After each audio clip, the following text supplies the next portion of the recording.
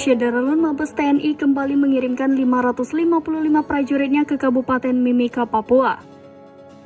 Ratusan prajurit yang diberangkatkan Panglima TNI Laksamana Yudo Margono pada Kamis 30 Maret 2023 itu berasal dari Batalion Infanteri Raider 631 Antang, Palangkaraya, Kalimantan Tengah. Mengutip Tribun Papua.com, mereka dikirim bukan untuk memberantas kelompok kriminal bersenjata, melainkan diperintahkan mengamankan objek vital nasional PT Freeport Indonesia.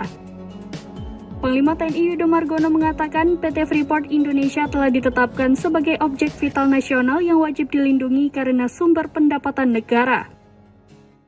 Dalam siaran pers Puspen TNI pada Jumat 31 Maret 2023, Yudo Margono menyebutkan sejak tahun 2018 pemerintah Indonesia telah resmi menjadi pemegang saham PT Freeport terbesar.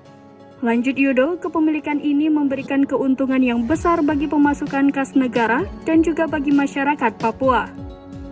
Meskipun kondisi Papua secara umum saat ini relatif kondusif, tapi beberapa wilayah masih terjadi gangguan keamanan dari kelompok bersenjata. Panglima Yudo menegaskan TNI harus hadir untuk membantu pemerintah dalam upaya percepatan pembangunan kesejahteraan di wilayah Papua.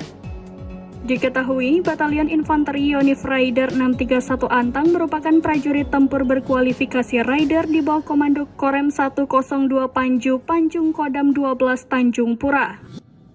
Prajurit yang dipimpin oleh Letkol Infanteri Dwi Hariwibowo itu nantinya akan bertugas selama 9 bulan. Yudo menambahkan dinamika dan ancaman di daerah operasi membutuhkan kesiapsiagaan secara terus-menerus.